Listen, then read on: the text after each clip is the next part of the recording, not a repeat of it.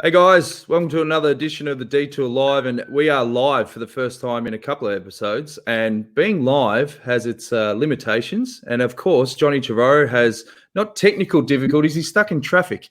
So we've brought our guest straight in, and it's Nathan Haas. Now, Nathan, you've been in the World Tour. I checked the records. This is your 10th year in the World Tour, and we're going to go through your career. But first of all, mate, how are you feeling? Yeah, I'm back on Earth. I was just knocked around pretty heavy with a bout of pneumonia and COVID at the same time. So I'm fortunately back on Earth, but it took a while to come around. So take us through. I've read an article on Cycling News. You were at Torino and you started feeling a bit crook, and you knew something wasn't right. You know what actually happened? Honestly, man, it's as simple as that. I just woke up one morning feeling just really spacey. I don't know if that makes sense, but it just didn't really feel like my body was my own that day. But 3 days prior, my teammate had that I was rooming with had just sort of come down with bronchitis, and it always feels like at a bike race, you know, if your roommate gets sick, you're like, okay, right, start the clock. I've got 3 or 4 days before I'm done as well. So I started coughing that day, and I thought it was bronchitis. And eventually it actually was pneumonia, which was super lame. But somewhere along the course or the track or whatever, how it goes, I also caught COVID at the same time. So I sort of got a double whammy, left hook, right hook, and it put me down. And does it? I mean, we've had a few riders on this show before. I don't think anyone's had COVID. I think Bewley tested positive for COVID, but he had like no symptoms. I think 1 or 2 days he felt a bit rough last year. But it's weird how there's different levels. Like Simon Yates had it and said, no, he didn't really feel much effects at all. But in your case, you got hit hard. Like, how bad was it at a certain point there? Yeah, I mean, it's super strange, isn't it? Because, you know, I've had teammates that I've actually been at a race where it comes back positive, and the day before on the bike they were absolutely flying, and they sort of look around like, guys, I'm really sorry. Like, if I felt anything, I would have told you. But then there's other riders that that I know, you know, had the sort of really heavy fever symptoms, and then had to have weeks off the bike. So it's really a strange virus, and I feel like, you know, everyone's become such experts about it in the last year and a half, which is something I never thought I'd know much about. But I think it comes down to sort of where your global health position is at the time. You know, I think you know, in that early spring, I'd done a fair bit of racing already. I crashed a couple of times at Strada Bianca, you know, the days before. So, you know, maybe my immune system was just, you know, you think because you're young and you're a professional athlete, you're super healthy. But really, when it comes down to it, our immune system's sort of on a knife's edge most of the season. And I think when Buell's got it, actually, it was actually during the quarantine. So he'd just been chilling in the house for a while. So, you know, one bonus of that was he hadn't been you know, emptying himself on the bike every day. So maybe that was his advantage, or maybe I've just got a pretty weak immune system. But yeah. I saw in that article that you mentioned there was one specific moment where you just couldn't get the air in properly, and you were sort of like 10 minutes off calling an embo. Like, you're thinking, well, you know, this is actually getting quite serious. Yeah. I was, you know, when you've got 10 pillows behind your back to try to sleep sitting upright, because lying down was impossible. Yeah, there was one point where I said to myself, you know, in 10 minutes, mate, if this is as bad as it is now or worse, then you've got to get to hospital, because this isn't right. And you know, sort of fortunately, I got through that night, and that was the absolute worst of it. And it was only one night where it felt actually kind of, you know, I won't say it felt scary, but like, you know, you had the concern where you're actually thinking like, well, maybe you're not on top of this. But yeah, you know, I'm 32, and that was where I was at. So I changed my mind pretty quick about the virus to be honest. Before that, Yeah. I've just known so many people who had it and cruised through it, and I just thought, oof, this is not a Mickey Mouse thing. Would never have said that about older people or anything, but for a 32-year-old professional athlete that I assume I'm quite healthy, to be hit as hard as I was, it's definitely changes your mind about the whole thing, and it makes definitely makes me see when I've got friends traveling. I said, man, make sure you take the good mask. Yeah. I was going to say, like, even countries like Australia, I mean, the biggest worry is complacency. Like when we're really lucky that we're like an island, but geez, this thing could easily spike up again if people aren't taking the right precautions. Yeah. Yeah, I mean, on one side, the complacency in Australia really just comes down to the confinement policy for income travelers, because it doesn't come out of thin air. We've already seen unfortunately too many times slipping through the cracks in Australia, and maybe this will be an unpopular opinion for for a lot of the listeners because they're all in Australia tuning in, but when I see people complaining that their state's gone into another 5-day lockdown for contract tracing and all of this, just to make sure that they sort of stay on top of any new little pop-ups of the virus, I just think to myself, like, man, I wish we could have a 5-day period where we just chill out and then there's nothing to worry about again for another 6 months. Yeah. When you've been living in the thick of it for going on over a year and a half now, it's just really fatiguing. Well, you were back racing on Wednesday. Was it Brant's Appeal that you came back, and how did that feel to be back on the bike at a race? Oh, to be honest, it felt great to be back on the kind of team bubble, so to speak. I've just been spending, once you spend so many weeks in bed and then able to do like an hour or two by yourself for most of your training. I got a few longer rides in before heading to the race, but I think the team knows my sort of headspace pretty well, and they know that I like being around the team and guys, and find it quite motivating to be around the environment. So it was good sort of just to pop in for one race and just to test where the body was, because sometimes when you're coming back into training, it just feels so impossible to really push yourself to your max. You always have that sort of intuition that, maybe pushing today's still too early, like it feels wrong. And then inevitably, because your head's questioning it, you just feel bad. And then you don't really know when you can step into proper training again.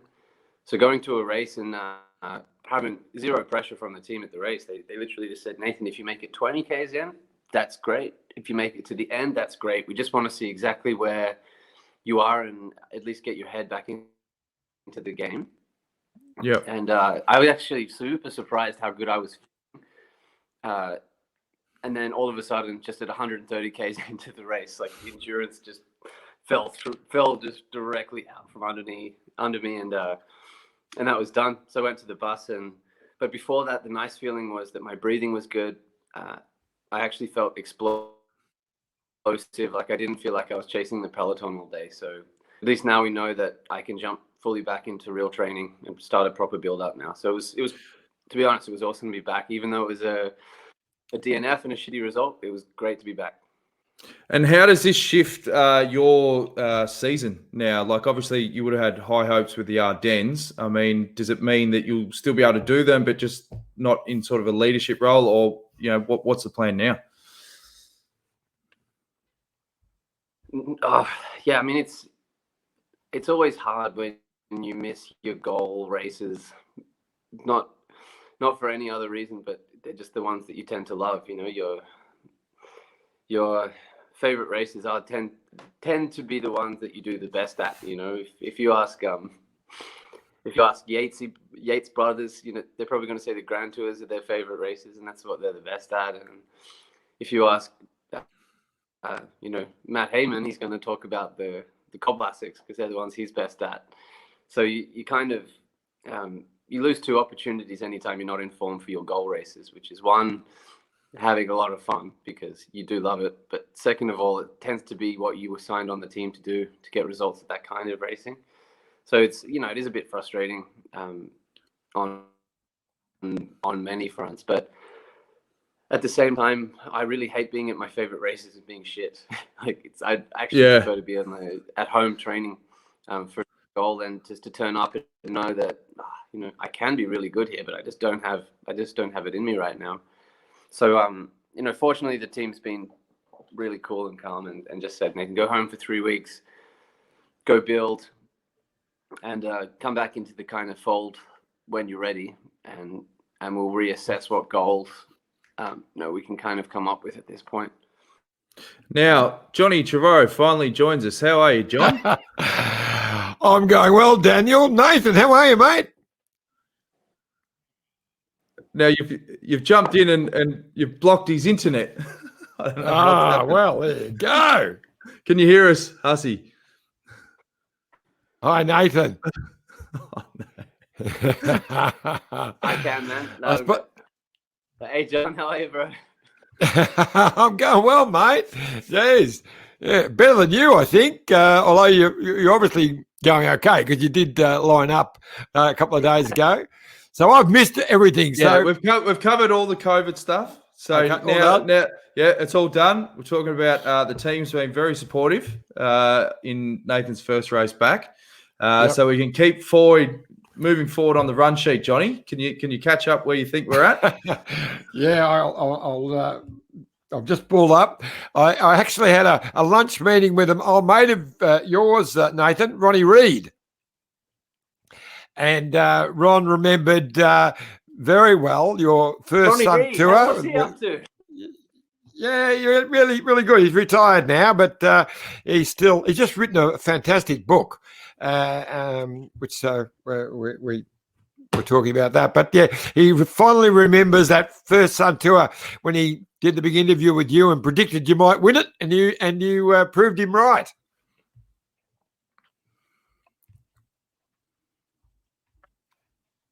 So there you go. Well, maybe I wish he would make a few more predictions like that for me to prove right. Oh, there you go. There you are. Yep. That's the first one. Oh, yeah. I've got an even better picture. Look at that one. Yeah.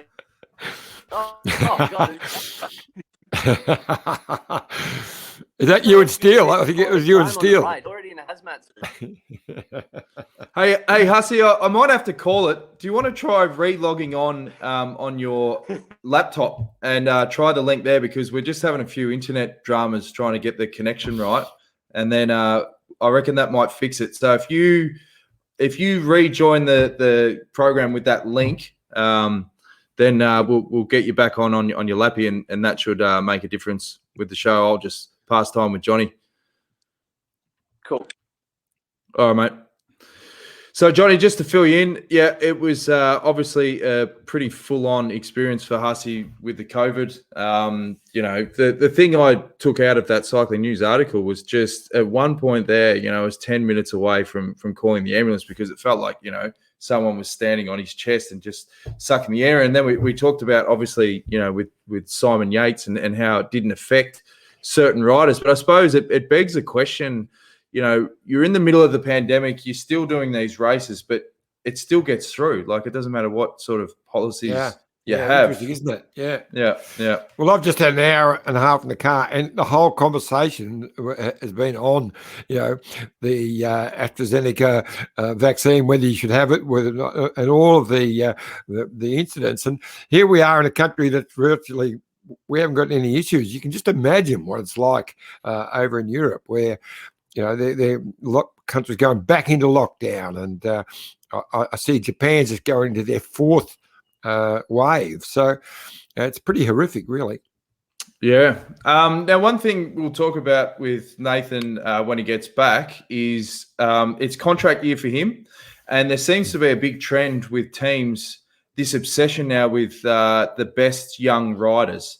And, is there a spot, or should there be a balance between young talent and older talent to mentor them and bring them through? Because it should be an important role, Johnny, those older heads on any of the World Tour teams.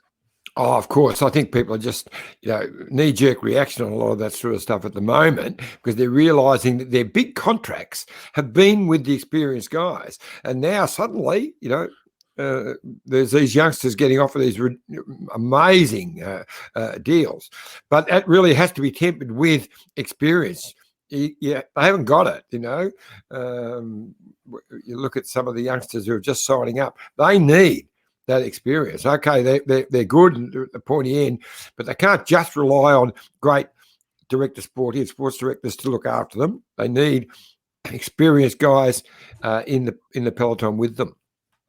Yeah, definitely. And one of the other things was he messaged he put out a tweet, and that was about Jakobsen returning to the peloton, after such a long layoff and how inspiring that was. Now, one thing that people probably don't realize is how much a crash like that rocks the peloton in terms of, the safety and particularly in the moment when there was people obviously attending him and not knowing the extent of his injuries. I mean, it must be a traumatic thing for riders to witness, particularly firsthand.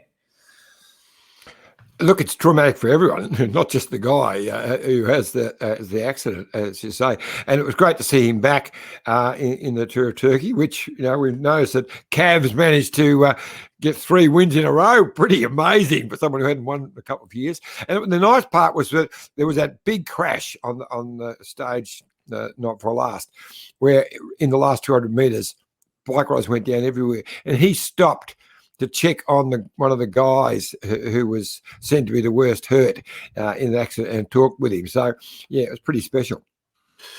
And also the UCI, I think that another good point is just how hysterical people are since the pandemic in terms of reaction to everything. Everything becomes a lot more heated, particularly on social media.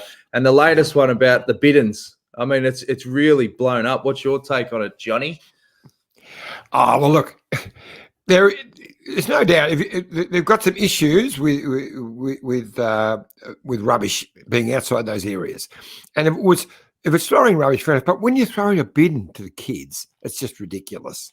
I mean, another guy's been fined because he accidentally dropped the wrapping paper from his from his bar. He meant to have it. He dropped it. He didn't throw it away. It fell. The vision's there, but actually slipping away. But he got fined just the same. So they're going over the top. I see the other thing that's popped up last night. They disqualified 2 different guys, 2 different races for the slipstream position. For the aero position that you get where they lean on their bars. Yep, 2 guys got rubbed out 2 different races. So they're jumping onto everything. Now we've got Hussey. Can you hear us, Nathan? We've got the audio, but we just don't have the video. But if we get the audio, I mean, this is predominantly a podcast, so we can still upload the audio version of it. Can you hear us, mate? No? I don't know what you've done, Johnny, but ever since you jumped in, of course it would be my fault. Of course. All right. Well, let's go through the sponsors stuff now, and then hopefully the technical stuff can get sorted. Kick things off with Let's Go Motorhomes, mate.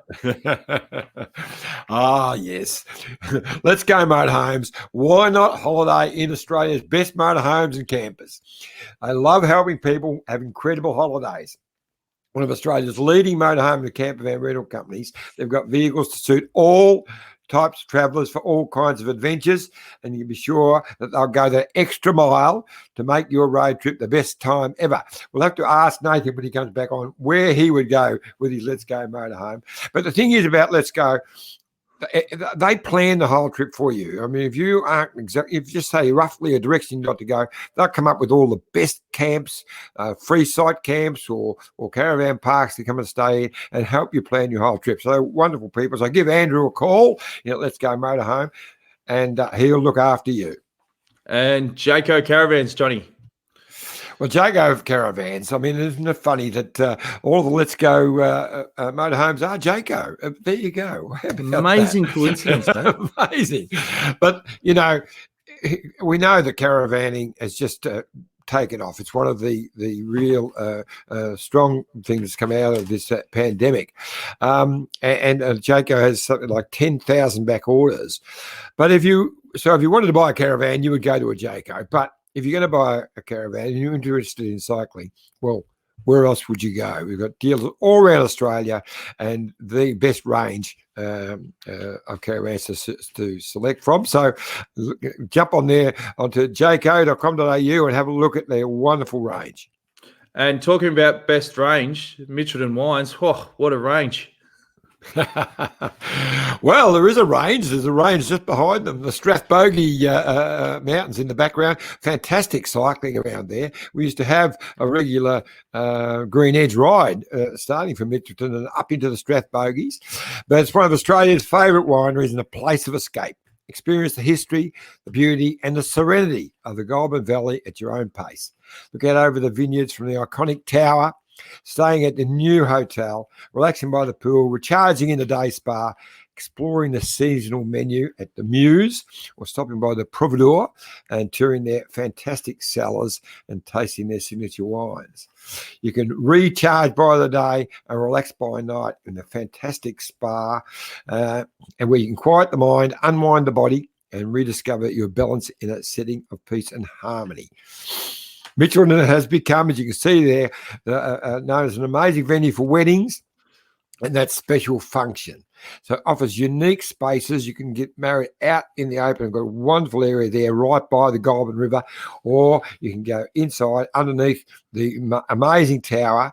And of course, if you go right down into the bowels of the building, there it is, the amazing Aboriginal art exhibition. It's the largest private Aboriginal art collection in the world, and just staggering. And there it is, the old $10,000 Land Cruiser with the 3.9 million euro paint job. Geez, it bounces around like Bitcoin, that one. It was about 5.5 million the other day. Now, Hussey, can you hear us now? Are you back online? Yes, we're back on track. All right, awesome. Good. Now, we're just going to go to a quick ad from our great mates at Bike Exchange, and when we get back, we'll continue the chat, and we'll go back over your career as well. So stay tuned for that. Look at this bike. You think it's just a bike, right? But it's not. It's a bike 374 people are looking at. This guy, this girl, them, all looking at it. People from here, there, and wherever this is. People that are looking for a bike. Or just a piece of it. Amateurs, semi-amateurs, and pro-amateurs. This guy wants this bike, but with this crank and these bars. This could be the perfect match. But not this one. This girl has a bike to sell, and thousands of people might purchase it. Eyes on Bikes help grow small businesses. His, hers, yours. The latest data and insights help those businesses keep moving. We are the world's #1 bike marketplace, with over 500,000 products and 900 brands, where buyers and sellers are brought together in a place where a bike is never just a bike. Bike Exchange, where the world buys, sells, learns, and rides.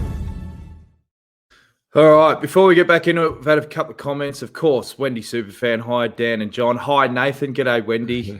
Michelle Hoos says, 3 lovely blokes on one small screen. And then we've got Ryan Kavanagh says, love the show, boys, listening from Ireland, having breakfast. To be sure, to be sure. Great stuff, Ryan. Now, Hussey, we were just saying it's obviously contract year for yourself. Are you finding that there's a big trend now on the back of the results last year that teams are obsessed with the next best young talent? But obviously there has to be a balance between the young talent and guys with a bit of experience to teach these younger guys the way. I mean, how does it sit with you at the moment with where the sport's at from that perspective? Yeah, I'm really trying to sell myself as the next best old talent. Perfect. We're not that old, really. I mean, what are you, 31, 32? 32. And I got to say, when I was first starting, the 32-year-olds sort of made up like the bread and butter of a team. And Yeah. nowadays, they seem to be pretty few and far between. We sort of look at each other and I'm like, dude, who's going to be last man standing? Yeah, a bit that way, isn't it? I mean, but it has been an amazing change. I'd love to hear your reflection on that and what's happened. Where so many of these youngsters are really not serving apprenticeships anymore. They're straight in to the pointy end of GC and the biggest races. Yeah, I remember a few years ago was the first time I really saw it. This young rider, Steph Kras, stepped into Katusha. He'd never been in a World Tour before, and I think he'd even only done one race that season, and probably DNF'd. It wasn't a good result. And then he comes to the Volta Catalunya, and the first meeting is, okay, so we're riding for Steph at this race. And I sort of looked around like, What? like I've not seen this before. Like when I first started, and I'm not talking like that was ages ago. We're only talking 10 years. A lot changes in that, the first year was told at their first race, right, mate, you are getting bottles for everybody. You're going to be taking our clothes back and forth, and you're going to learn how to do this bike race, and you're going to watch how a team rides. And then when we see you doing that, we'll let you in with a few harder jobs. But now it's sort of just like this. Okay, this kid was 7th at the Tour de l'Avenir. He was 9th at World Championships. And we basically expect that within 2 years, he's going to win a Tour de France stage. And it's genuinely the kind of talk that I'm hearing now. It's just crazy. And is there less, I've seen a bit more murmurs about there's less respect in the peloton as well. Man, I don't want to sound like a softie or anything, but yeah, it's like, I don't think the peloton's, in my experience anyway, I don't think the peloton's ever been this dangerous. It's just,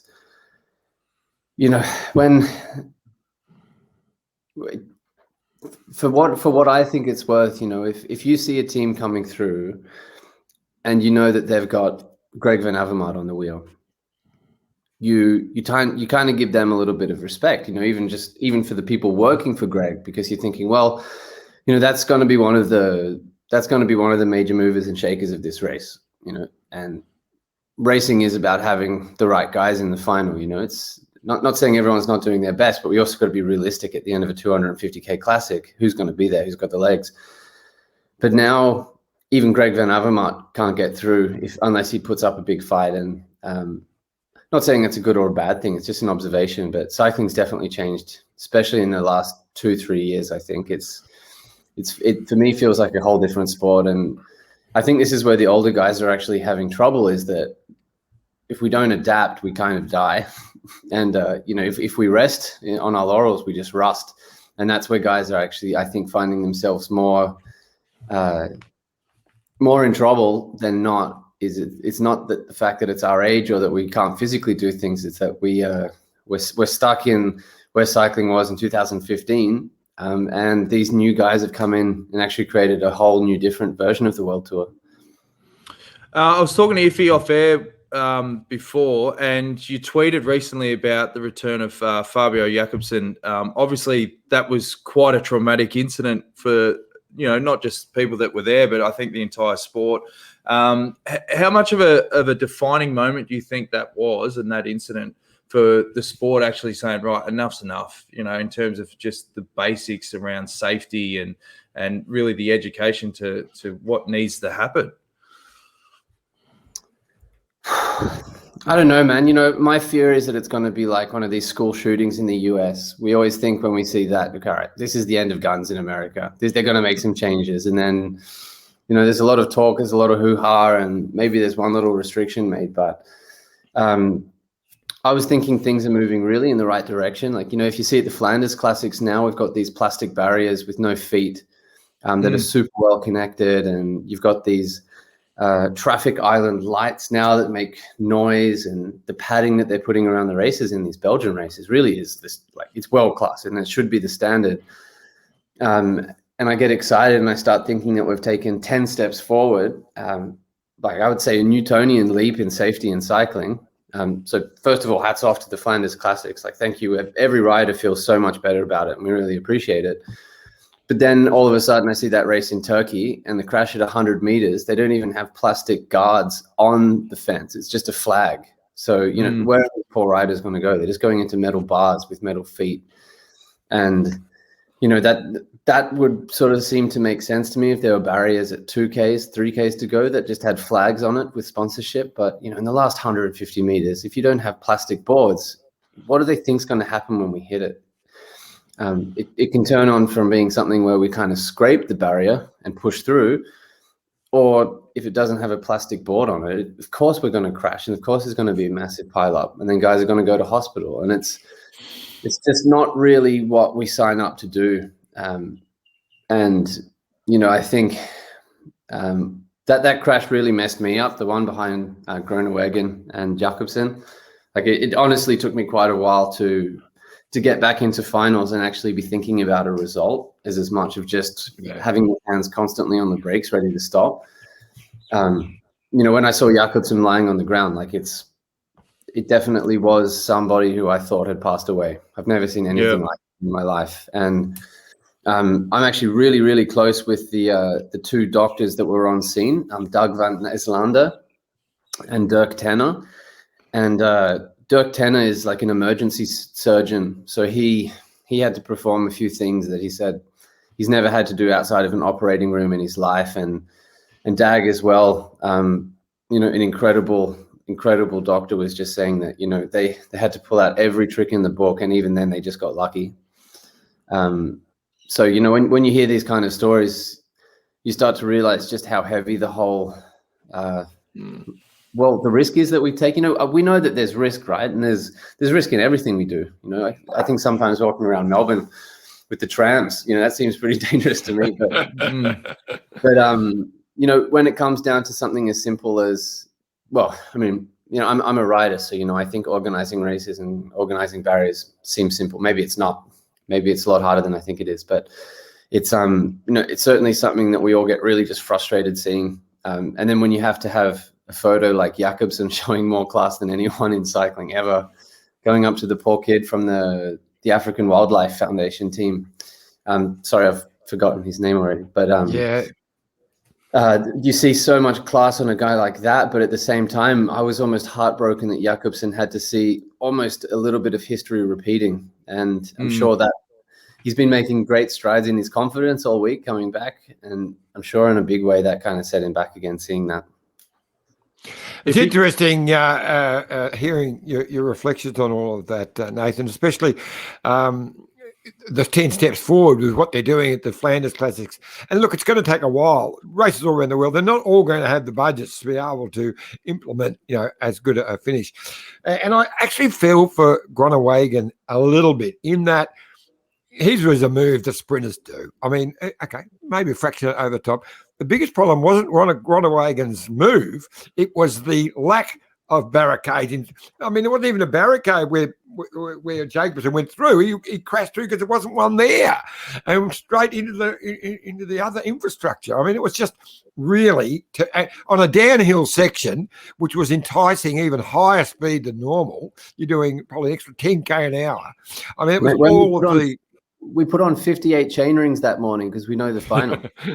Yeah. It's insane. It's ridiculous. It's ridiculous. And we're just talking about, just this morning as I was driving along, we're talking about, I was talking to Timmy Decker, and they were heading out to Castor to,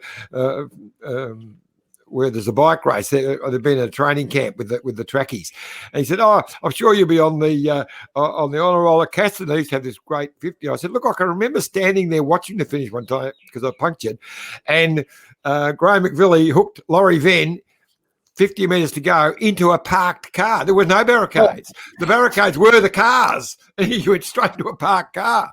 So you've come a long way since." 50 years ago. Again, I'm sitting here in a pretty privileged position, knowing the cars of the old barriers.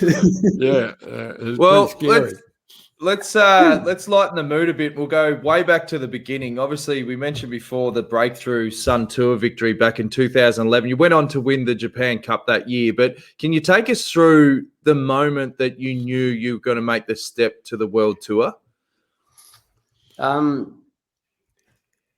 Well, it was actually funny. The day before the Sun Tour started, I'd been getting contacted a lot from Bernie Salzberger, who was on a team in the UK called Rally. And he was like, "Nathan, I reckon coming over across to Rally would be a great fit for you." And I'm talking to the team. We'll see what we can do. We can see what we can do. And then the night before the Sun Tour actually started, I got a phone call from Cherie Prudhomme, who's actually now the first female sports director in the World Tour for Team Israel. And Cherie made me this great offer to come across to England to live in Derbyshire and race for them in the UK. So I was already thinking, in my opinion, that was kind of turning professional, from NRS in Australia doing a few international races to all of a sudden thinking that I was going to be, racing in Europe, which was always kind of my dream. I just didn't really know what that meant, but I knew I wanted it. And so then when I'm sort of pulling off this result in the race, I'm thinking, well, to be honest, I wasn't thinking too much, but then I got to the end of the race and I was like,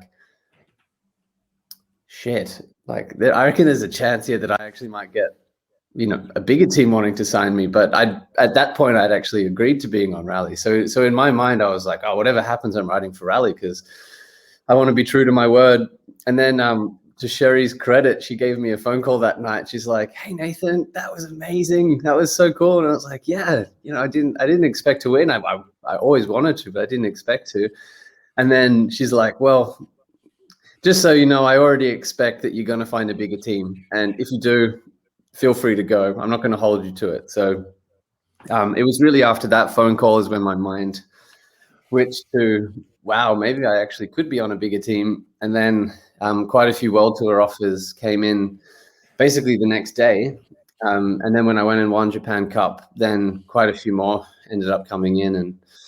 And So had you signed before the Japan Cup win, or you held out? Well, there was only a couple of days, really. I think it was less than a week. So I was sort of in conversation with teams, and then I went and won the Japan Cup. And then, I didn't really know how the contract thing worked at that point. So I was just sort of listening to the different teams telling me what they were going to offer and what they wanted.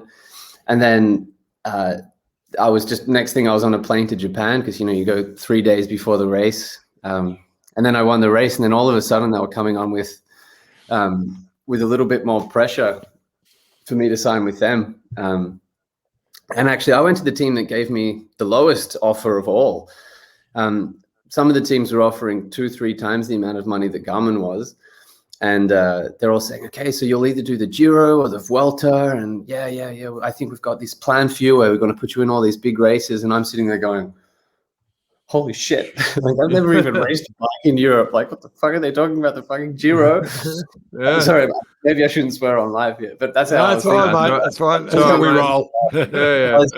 I was just thinking, this is insane. And then speaking with Alan Piper, and he's like, look, mate, I think you're good, but you're bloody green.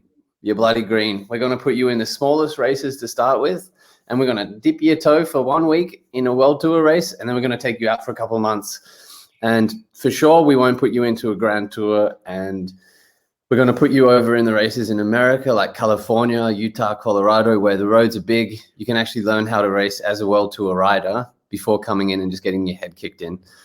And yeah, they offered me the lowest money out of all the teams. And then in the end, I was like, well, you know what? That actually seems like the most sensible offer. And I just at that point, I had a great respect for Piper, but I also just got like a really good, feeling from him, and I sort of trusted him straight away. He's a ripper, Alan Piper. I was going to say, did you have a manager at that time to help you through that? And of course, you're in the team with Andrew Christie Johnson, who is a legend and has helped a lot of people take that first step. So first, did you have an actual manager, and how much did Andrew Christie Johnson have to do with helping you get those contracts? He was my manager, and not in the sense that we had signed or anything, but I think for everyone that comes out of that team, he is gospel. You don't turn to anyone else for much advice, because at that point Andrew had never led any of us astray, and he'd all put us in these situations that we'd only dreamed of. So Andrew would never take a cent from anyone. He puts his money into the sport. He's not in it to take it out. So that's another part with Andrew that you can just trust, is that the only thing in it for him is his heart. And he was not surprised that I took the team that offered the least amount of money, and I think he was very much with me in that Garmin was going to be the best team, and the other thing is that Steele had signed for their continental team for 6 months, knowing that he was doing the stagiaire and stepping up to World Tour the year after. So I think Andrew was also pretty happy to see me and Steele in the same organization. Hey, just on your win in the Japan Cup, I went and did that in 2012 and just loved the race for the fans. They are fanatical. I mean, what did they do on the back of it? Did you have like a cult following? Did they make you little stickers? Like, what did they do? Man, honestly, it's insane. So then I won it again in 2014, and then I got a photo of that. I think it was just insane. Like I don't even know what to think now. I was walking into the hotel, and they're taking photos of my partner Laura, and then the next day they're like, Mrs. Haas, Mrs. Haas, Mrs. Haas. It's like, what is going on?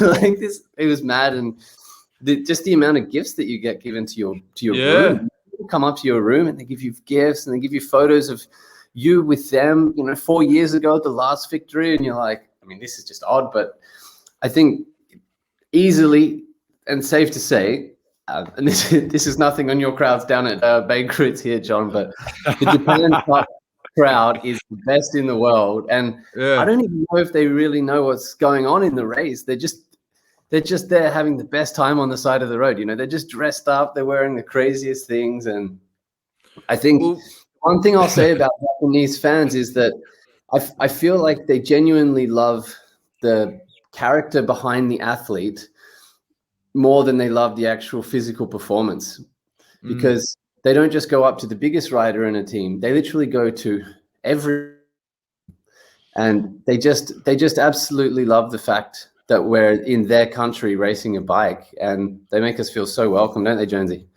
Oh, it's phenomenal. And also it's a great opportunity to sell your kit. I mean, Wes Salzberger, I don't know how much money he made on that trip. In fact, I don't think we were welcome back because I think he ripped a few of them overpriced skin suits. But he had a whole bed of kit laid out, and everyone's like, no wonder where all the bloody racing caps went. I think he built up a stockpile of about 250. It was unbelievable. Yeah. Did you sell much of your kit at Tour of Japan, or? A few times, I took some stuff or, sold my race jersey with a race number on it. But I was actually always more interested because it's the last race of the year. And a lot of the time, your teammates, it's quite a transient sport. You're not teammates with anyone for too long. So a lot of the guys that would go to Japan Cup were either there to try to win it, or they were normally there because they knew they weren't on the team for the next year. So we'd actually all go for drinks and, Japanese food almost straight after the race, and sort of let the good times roll for a few days before we went home. Yeah, we went to a Japanese karaoke bar with Fumi Beppu, and some random guy was running across the street with a towel around his neck. And I said to him, I'd had a few sakis, and said, mate, where's the local karaoke bar? He ended up coming along with us. He was a professional karaoke singer. And halfway through the song, he jumped up on a table and he had these snap pants. He ripped them off and was wearing a leopard skin G-string. It was like one of the funniest nights of all time. Whenever I see Fumi Beppu at a race, I go, mate, you've been back to karaoke? He goes, no, I caught up with that guy. We kept in touch. He does functions for him now. He's like, yeah, awesome time. But hey, what I want to ask you as well is when you made that transition to Europe, we've spoken to a number of Aussie riders. How'd you go with like homesickness? And because it is a lot harder for Aussies to pack up everything and go join the cycling bubble in Europe. How did you find that transition? Yeah, good question. I was actually quite lucky. I was living with a guy called Joe Lewis in Australia before I came over to Europe. And he was on Skype with a friend of his called George Bennett. And I'd never met him in my life. And Joe goes, oh, George, who are you living with next year? And he goes, yeah, I don't know. I want to live with someone, but I haven't organized it yet. And he goes, oh, Hassie, come here. He goes, George, this is Nathan. Nathan, this is George. You guys are going to live together next year. I was like, right, cool. And that's George and I living in an apartment in Girona together. And I think without him, it would have been really shit. He's just a great guy, and he sees the light in a lot of stuff, as you know. So, when you were having all these problems with translation, or, all of a sudden realizing that we actually hadn't paid that gas bill that we thought was automatic and things had turned off, we're just having a laugh about it because that's the kind of character he is. So he made things a lot better. But, when you hear a young Belgian after a race being like, oh, it's really tough, things are really super hard, these races really shit. And you're sitting there after a crash and you're like, all right, I'm going home to an empty apartment with no food in the fridge, and I'm going to have to take these bandages off myself, clean it out, put new ones on, and then try to find a doctor in Girona that speaks English. And this kid's going home to his home where he still lives with mum, and he's probably going to have beer and sit there and have his washing done by his mum. You're like, yeah, mate, shit's really hard. Yeah, the soup's cold, huh? Then tomorrow we're going to have to ride the canals. So, how's your Spanish or your different languages? I speak French fluently. I was sort of a military baby when I was young, and we went to some international schools that just spoke French. For my first sort of 7, 8 years of school, we're all in French. Oh, okay. So that kind of gave me a bit of a head start. Speaking, well, I won't say I speak Catalan, but Catalan a lot of it is actually in French, or it's closer to French than Spanish. So I hear a lot of. When I first arrived, that helped somewhat.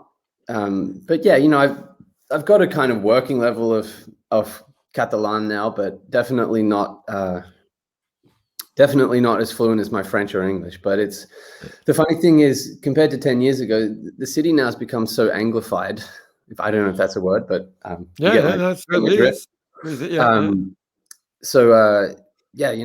the cafes, all the restaurants, they're either owned by cyclists now, or they speak English. And the younger generation in Spain here, they all learn English in school, so as they come through and start working in shops, it's English, and we kind of all know which banks have English bank managers and which osteos to go to, which medical centers you go to after a crash where they have English translators or the doctors speak English. So it's become almost hard to speak Spanish now, in certain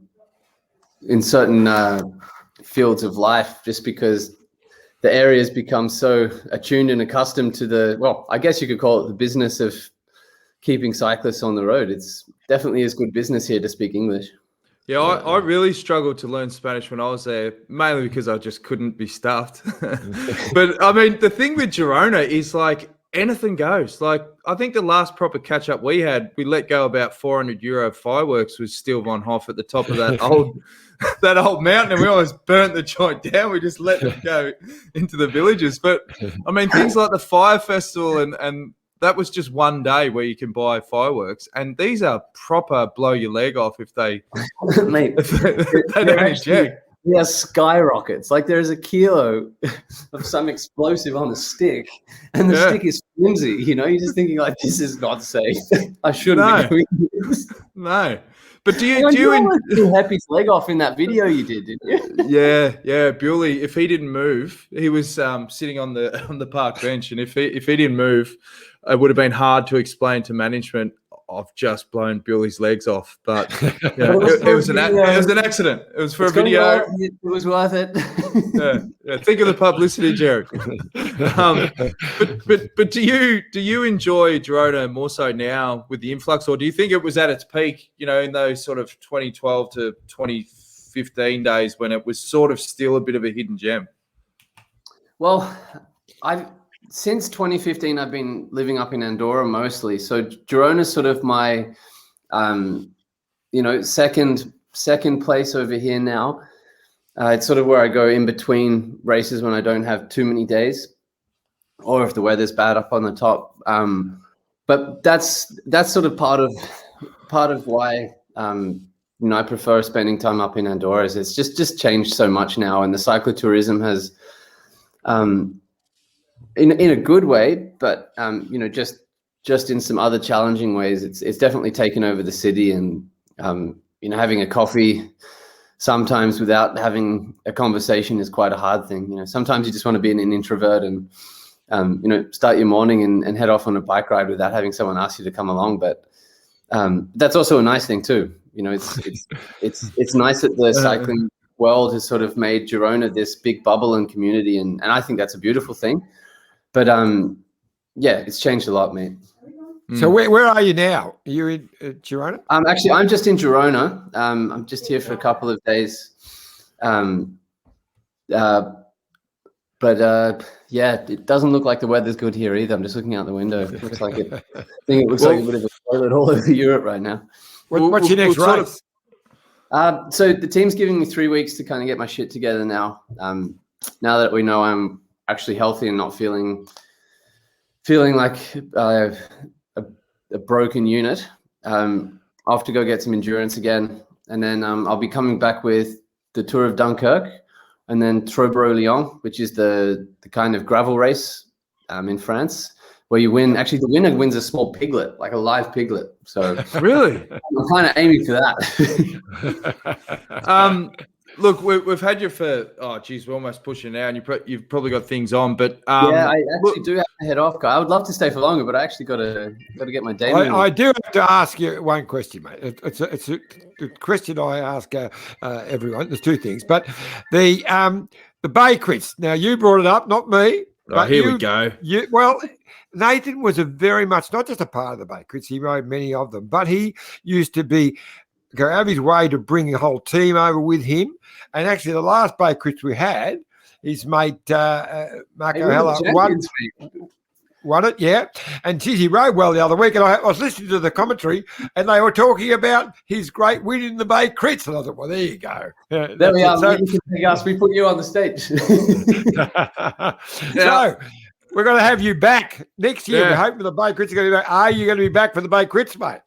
Well, if I don't make it back, it'll. I'm already running on 2 years without seeing my family or my country. So I think there's Buckley's chance in hell that I won't be back in Australia. And if I'm back, there is zero chance I won't be at the Bay Crits. I'll be there, mate. Now, last one before you go, Hussey. You've obviously gone through highs, lows, setbacks. We often ask this question to our guests. What advice can you pass on to people that have experienced, tough periods, how to climb back up the mountain again? Well, in the short but very wise words of Ryder Hejjedal, just keep grinding, bro. Good finish, mate. Well, all the best. Hope you're back on the mend, fully recovered, and you resemble something like your Wikipedia photo, mate. Because that is one of the most polished Wikipedia photos I've seen of any pro athlete, mate. You should be very, very proud. That's my Wikipedia page. That's brilliant. We thought you must have doctored it, mate. And say hello to the lovely Laura for me. I will, mate. I will. Great to see you guys. Good on you, mate. Take it easy. Cool. See you, bud. Yeah. That's Nathan Haas. Very interesting interview. He's a great storyteller. And, we had some great memories back in Girona back in the day. And, as we mentioned before, that night where they allow you to buy fireworks, that was crazy. Because, as I said, anything goes over in Spain. It's insane. Iffy, anything you want to add before we wrap things up? Oh, look, I'm looking forward to what's coming up. We've got Flesh-Wallone on the weekend, the ladies and the men. It's a wonderful race, very tough. And then, into I think it's Amstel. Amstel first, Amstel this weekend, and then Flesh-Wallone and into Liège, Bastogne Liège. So looking forward to the great Ardennes Classic. They're the tough men of the classics. It's where the GT riders actually can often do something against the classic specialists. So I love these races. All right. And as I always say, make sure that you like, share, subscribe the channel. That's obviously youtube.com/the Detour podcast. And tell all your mates. And my phone's going off now. I thought I'd put that on silent. But anyway, it was a great episode, and we'll see you again soon on the Detour Live.